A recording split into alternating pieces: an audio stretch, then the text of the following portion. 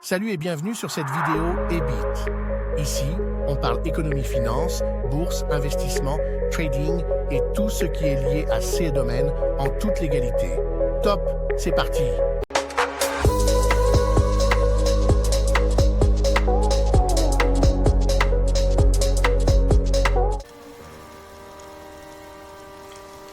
Hello, content de vous retrouver sur ce nouveau rendez-vous vidéo EBIT. Alors, aujourd'hui, nous allons nous focaliser sur l'analyse technique. On dit l'analyse technique ou l'analyse graphique, c'est la même chose. Ok.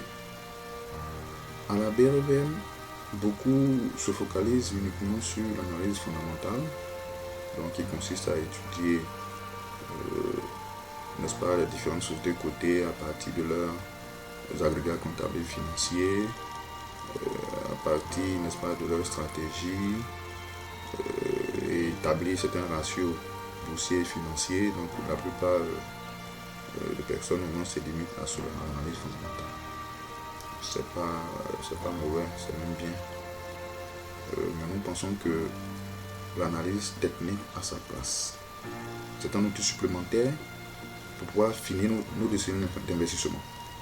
Et donc il ne faut pas s'en priver au risque d'être handicapé, n'est-ce pas, dans nos décisions d'investissement. Donc nous mettons en disposition de nos auditeurs, de nos apprenants, tous les outils nécessaires. Tous les outils. Donc, et l'analyse fondamentale, qui a son importance, et l'analyse technique, qui a aussi son importance. De sorte qu'il soit outillé au mieux afin de prendre les meilleures décisions d'investissement. Donc, nous ne négligeons pas l'analyse technique. Donc, comme vous pouvez le voir, on va juste rappeler quelques concepts de base de l'analyse technique, notamment le type de représentation graphique que nous utilisons majoritairement. Pas seulement nous, parce que majoritairement en matière de la bourse, de la finance, de l'économie en général, voilà, la plupart des représentations graphiques sont faites en ce type-là que vous voyez. Donc on appelle ça des chandeliers japonais. Voilà, parce que ça offre plus d'informations pertinentes. Ça nous permet de percevoir des informations vraiment pertinentes que ne pourrait pas nous offrir une représentation graphique en courbe simple, classique, tel qu'on l'a vu au lycée et qu'on sort. Donc comme vous pouvez le voir, déjà par sa couleur, il y a une information qui nous est fournie. Par la taille des différentes bougies qui composent le chandelier, il y a des informations qui nous sont fournies. De par les petits traits en haut et en bas, on appelle ça les mèches ou bien les ombres au moment de bougies. Il y a des informations pertinentes qui nous sont fournies. Donc vous voyez, donc déjà rien qu'à la vue d'une bougie, on a 5 informations pertinentes que nous avons. Donc le plus haut, le plus bas, le cours d'ouverture, le cours de clôture et le sens, n'est-ce pas, du mouvement. Donc quand c'est vert, c'est à la hausse, et quand c'est rouge, c'est à la baisse. Donc ça, c'est de façon universelle, ces couleurs qui sont admises ainsi. Sinon, on peut avoir des chandeliers japonais avec des couleurs différentes. Mais toujours est-il qu'il y a une couleur qui désigne la hausse et il y a une couleur qui désigne la baisse. Donc voilà un peu pour me limiter là, ces concepts de base sur lesquels nous allons nous fonder pour bâtir notre démarche d'analyse graphique au niveau de la BRVM. Il y en a plein d'autres, mais on ne va pas s'attarder là-dessus. On va entrer tout de suite dans le vif du sujet. Donc, pour l'analyse technique, on va utiliser essentiellement la plateforme sicafinance.com. Donc là, on est sur la page d'accueil, comme on le voit. On a un espace publicitaire. Et je vais sélectionner une action n'importe laquelle. Donc, je peux taper comme depuis on est sur l'exemple de la Société Générale. Donc on va poursuivre. On a fait la vidéo de l'analyse fondamentale.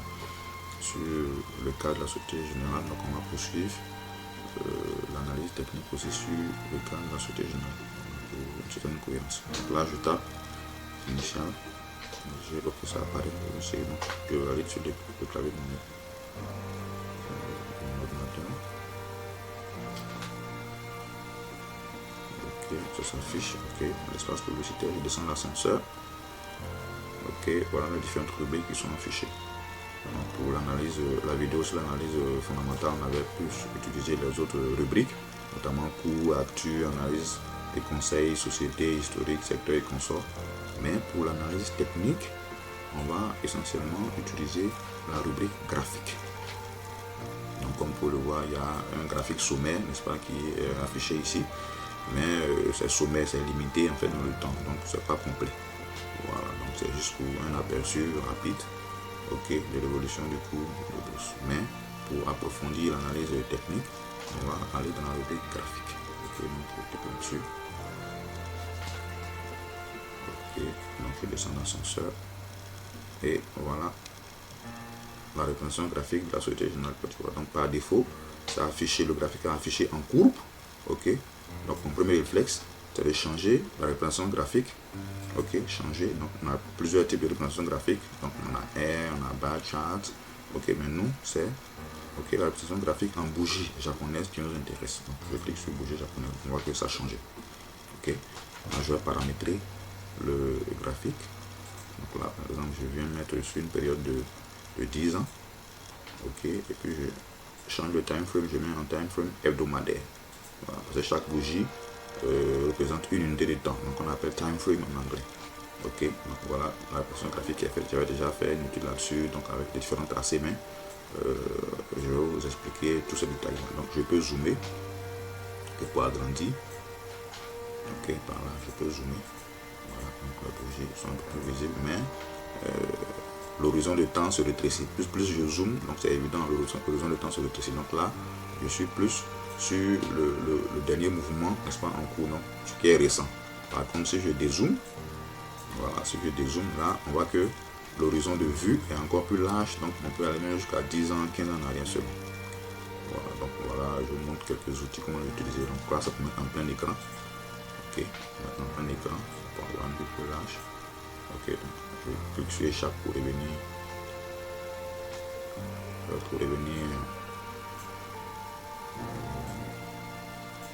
OK, donc pour revenir, je clique là.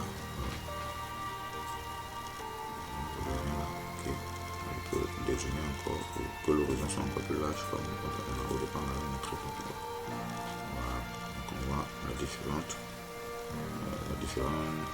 tendances, et puis on va revenir à tous ces détails.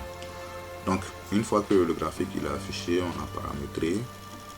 OK, ce qu'on va faire maintenant, c'est d'identifier les tendances de fond. OK, et matérialiser cela par le tracé des lignes de tendance. Voilà, donc là, comme vous pouvez le voir, je vais identifier les tendances de fond qu'on a pu observer, OK, dans l'évolution du graphique de la Société Générale. Donc là, on voit que sur cette période, donc quand je bouge le curseur, quand je bouge le curseur de cette manière, on voit les différentes dates qui sont affichées. Donc là, par exemple, on voit, oui, c'était le 12e mois 2015, donc on avance. OK, donc je vais dézoomer un peu. On a une vue un peu plus globale. OK, voilà, on voit toujours un espèce. Là, donc quand j'ai ce curseur là, comme vous pouvez voir ici, on voit, bon, ça apparaît aussi en haut, donc on voit 19, 10e mois, donc à chaque. De façon verticale, on voit la date à laquelle ça correspond. Donc on se situe. Donc là, on voit en 2016, de 2016 jusqu'à pratiquement 2020, on était dans une tendance baissière comme on peut l'observer. Donc je matérialise ensemble une ligne de tendance. Donc en reliant différents sommets, donc ça passe au moins par deux sommets. OK, donc on était dans une ligne de tendance. On peut encore affiner. Hein. Voilà, en prenant droite ligne oblique. Je peux encore affiner une tendance à partir de là. Ici, OK, pour montrer que voilà, donc dans une tendance globale on peut, n'est-ce pas, tracer plusieurs lignes de tendance.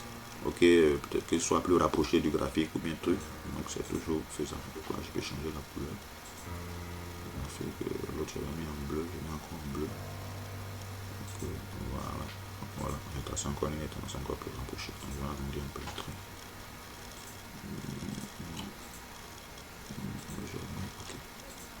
Voilà, donc on peut le voir. Donc ensuite, ça c'est la tendance à cette période là, ok. Et plus tard, je me rends compte que cette tendance a pris fin et on a assisté à une tendance, n'est-ce pas, à la hausse. Donc depuis 10e mois, 5-10e mois 2020, donc on est dans une grande phase haussière. Donc pour matérialiser cela, j'ai tracé une tendance. On aurait pu tracer une tendance comme ça pour se limiter donc à, je prends ce creux, je relis ce creux, ok, à cet autre creux. Donc on peut tracer la ligne dans une tendance haussière, c'est on relie les creux. Ça c'est selon la théorie de Charles Tobon, ça fait partie des bases d'analyse technique. Je ne vais pas revenir sur ça ici. Ok.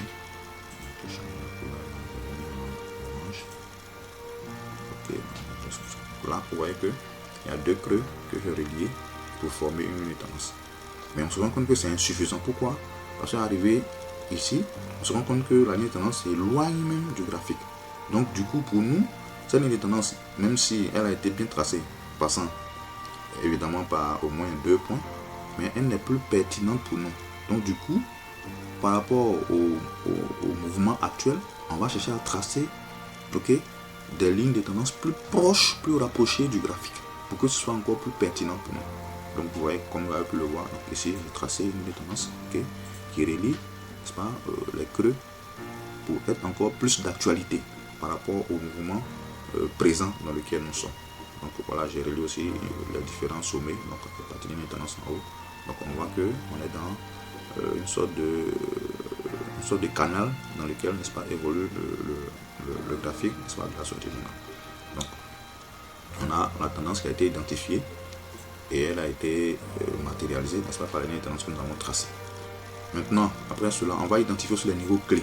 Okay, les niveaux clés, il va s'agir de déterminer, n'est-ce pas, les zones de support et de résistance. Okay, donc là, on voit que il y a une zone de support ici, donc un niveau plus bas qui avait été atteint. Voilà, je sais pas, le 12e mois 2020.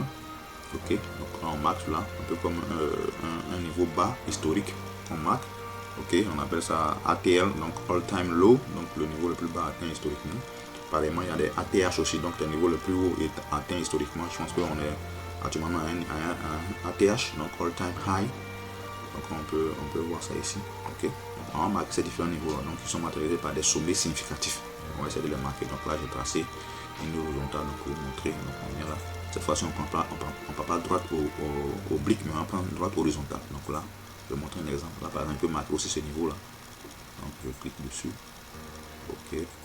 Voilà, je change la couleur de la ligne. Ok, donc je viens de marquer un niveau, un sommet qui correspond. Voilà, c'est un peu ça. Pareillement, j'ai fait pour plusieurs autres niveaux et consorts. Donc, on peut voir, on va marquer les niveaux clés, ok, de résistance.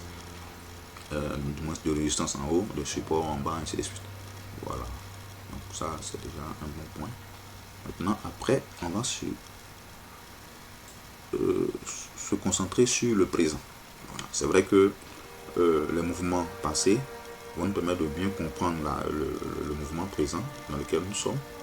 Ok, donc c'est cela le principe de l'analyse graphique.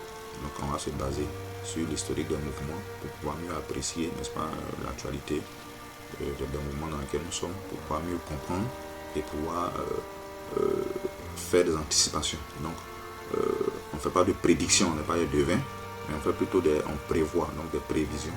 Ok, donc sur la base d'une hypothèse qu'on va élaborer. Donc c'est cela le sens de l'analyse graphique. Okay. Là, on peut voir que la tendance est à la hausse, effectivement, et qu'il y a un niveau haut qui a été dépassé ici.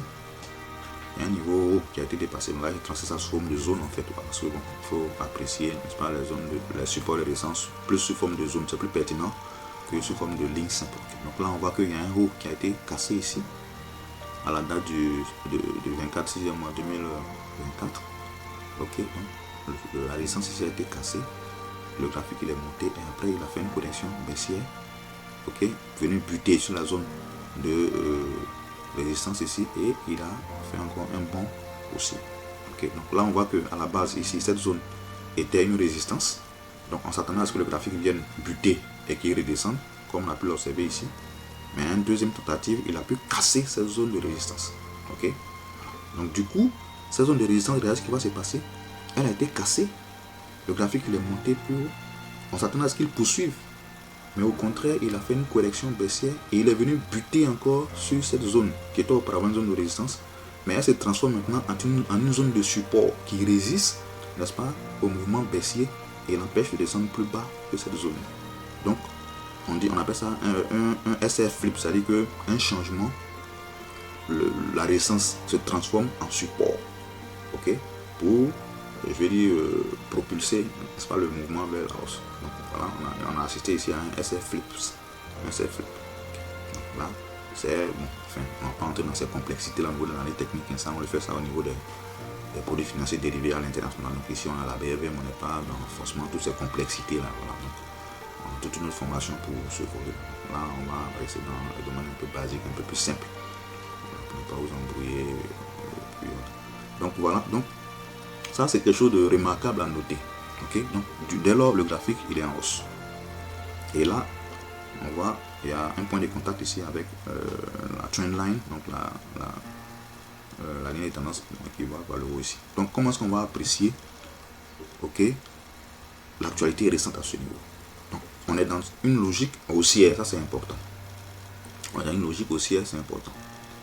On peut avoir des arguments solides, qui nous font penser que le titre il a de bons fondamentaux. Donc on peut se positionner toujours à la hausse, à l'achat, et même si on avait des actions, on renforce notre position ou bien être encore rassuré de conserver le titre. Mais jusqu'à quand? Ça c'est important à déterminer. Donc on va analyser ce mouvement qui est ici là, pour coller encore plus la vérité. Donc je zoome. Donc on va regarder ça de près. Donc observe. Donc Société Générale a atteint 22 520 10 février 2025. Mais depuis lors, il est en train de baisser un peu. Donc il y a un comportement remarquable qu'on va essayer de voir. On voit que dans le tunnel, enfin une sorte de tunnel ou bien de canal qu'on a tracé là, chaque fois, regarde ce qui se passe. C'est comme si le graphique vient, il atteint un niveau haut, il descend vers un niveau bas, il vient, il tape un niveau haut, il descend vers un niveau. Donc c'est une sorte de mouvement zigzag, mais dans tous les cas, ça évolue vers la hausse. Donc dans la structure de marché, on a dit quoi? On a dit que dans un mouvement haussier, on a les impulsions qui sont importantes et puis on a les corrections qui sont moins importantes. Donc impulsion, correction, impulsion, correction, impulsion.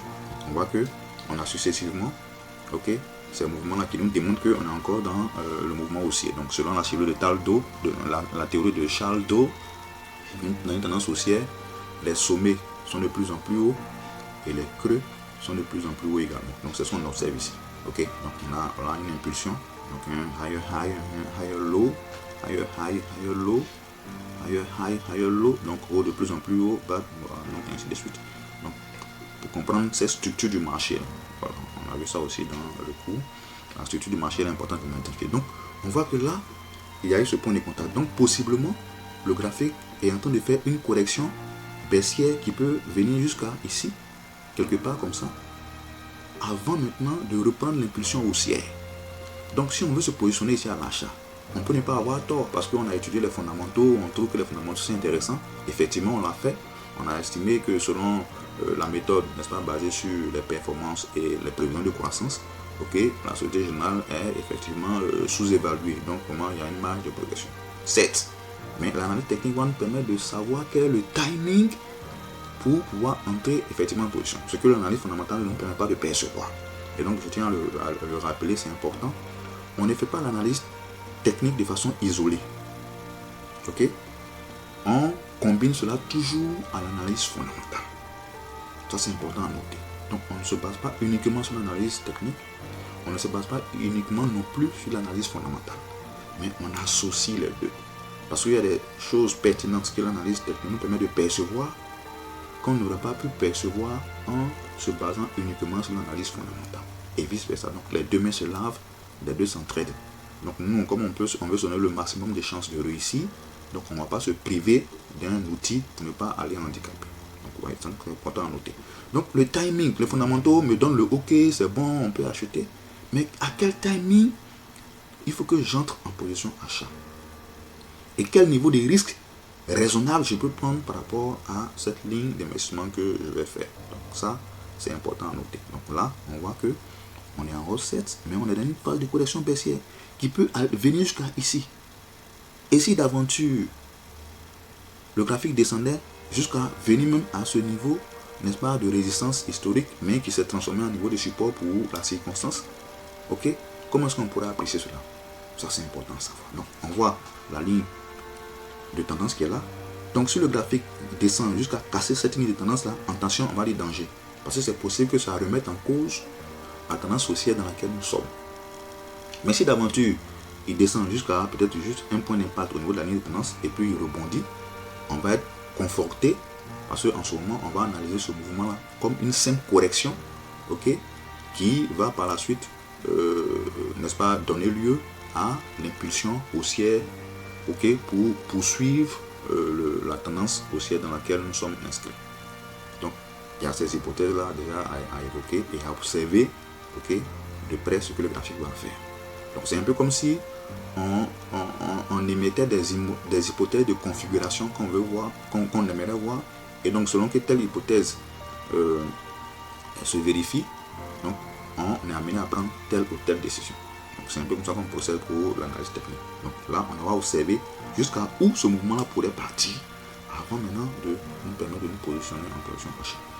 Donc figurez-vous, si le graphique vient jusqu'à ici par exemple, et qu'à partir de là il montre des signes, n'est-ce pas, de relance haussière, donc on pourrait entrer éventuellement en achat, ok. Mais en ce moment, en entrant en achat, on va se fixer un seuil de risque maximal, ok, un seuil de risque maximum raisonnable qu'on pourrait prendre. Donc là, par exemple, on se dit, ah, s'il vient jusqu'à ici, qu'il bute, c'est possible qu'il continue de monter. Donc en ce moment, on peut prendre un niveau de risque. Je dis, ah, moi, si j'entre en position achat ici, je vais peut-être prendre un risque maximum peut-être de 7%, de 10%, bon, jusqu'à ici, peut-être ce serait un risque peut-être de 13, de 15%.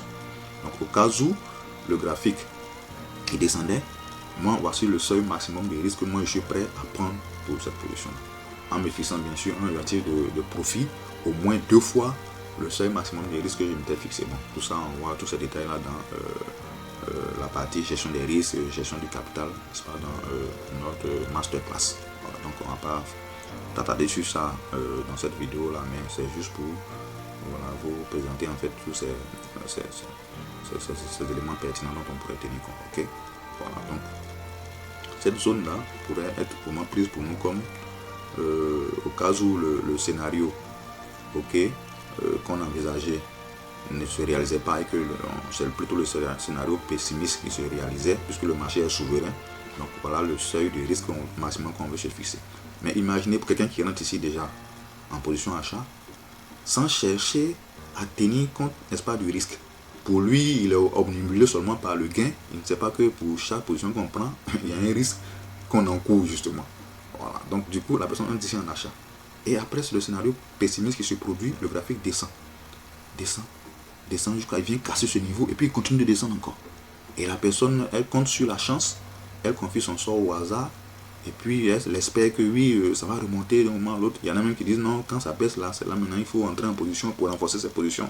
Bon, tout ça là, c'est tiré par les cheveux. Voilà. Les gens, il faut qu'ils sachent que pour chaque position qu'on prend, il faut analyser d'abord le risque qu'on prend.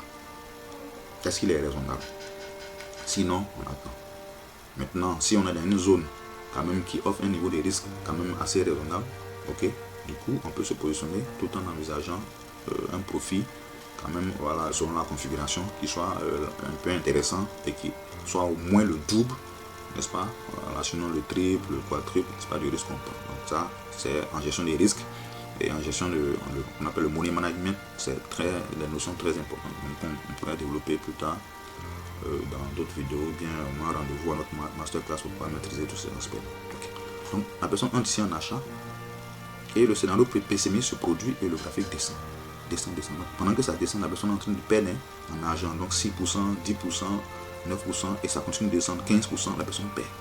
Donc on dirait que la personne a pris un risque démesuré, un risque déraisonnable en fait. Ok.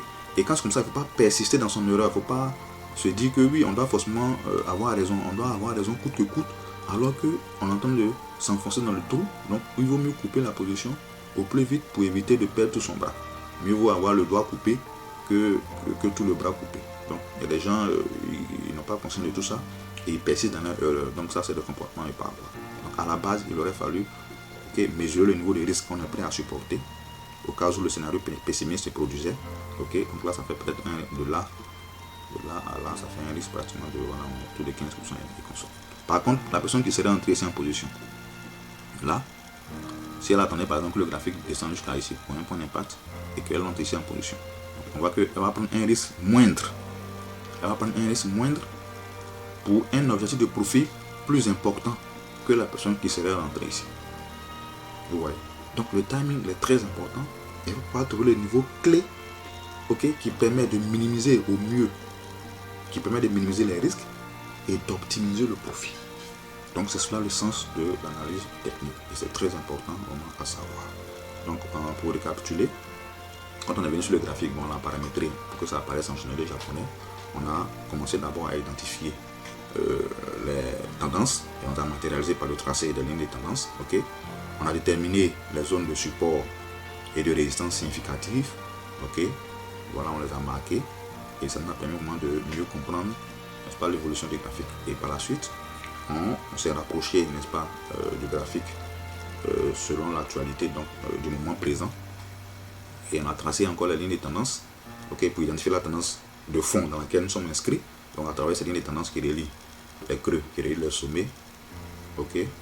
Et on a essayé de voir de près le moment présent dans lequel nous sommes, donc la semaine, le jour dans lequel nous sommes. Donc pour mieux identifier la structure du marché, donc à travers les différentes impulsions, les corrections et consorts, les différents sommets et autres, et voir là où nous sommes situés pour, n'est-ce pas, déterminer le timing idéal pour entrer en position. Donc un timing qui va nous permettre de minimiser le risque et d'optimiser le profit. Donc voilà le sens de l'analyse technique, voilà l'objectif de l'analyse graphique et voilà des éléments déterminants. Mais je le répète, on ne doit pas faire l'analyse technique de façon isolée. Il faut toujours tenir compte aussi de l'analyse fondamentale. C'est parce que les fondamentaux nous ont paru intéressants, nous ont paru bons, notamment sur la base des performances et des prévisions de croissance. On a estimé que l'action Société Générale est sous-évaluée actuellement. Donc du coup, ça nous a conforté ici au niveau de l'analyse technique par la tendance haussière dans laquelle nous sommes. Donc on l'a étudié de près pour voir la structure du marché, donc impulsion correction, et voir le niveau auquel nous nous situons actuellement pour pouvoir déterminer le timing idéal pour pouvoir entrer en position. C'est comme si l'analyse fondamentale nous disait que c'est ok, c'est bon, les fondamentaux sont bons, donc tu peux te positionner en position achat. Mais l'analyse technique va nous permettre de savoir quel est le bon moment pour entrer en position. Quel est le timing idéal pour entrer en position. C'est à quel niveau de prix qu'il faudrait que j'attende pour pouvoir entrer en position, de sorte à minimiser les risques et à optimiser le profit. Vous voyez, donc du coup, l'analyse technique vient nous permettre d'affiner nos décisions, n'est-ce pas, d'investissement pour minimiser les risques et optimiser en fait le profit. Donc un tel outil qui nous permet de minimiser les risques, on ne peut pas s'en priver, voilà, et se baser uniquement sur l'analyse fondamentale. Donc nous offrons à nos apprenants tous les outils complets, voilà, pour qu'ils puissent se donner le maximum de chances de réussir dans leur décision d'investissement. Donc sur ce, merci d'avoir suivi cette vidéo jusqu'au bout. Merci de nous avoir suivis. Abonnez-vous, cliquez sur j'aime, commentez et partagez la vidéo au maximum. Restez connectés à tous nos canaux digitaux pour ne rien manquer. À très bientôt.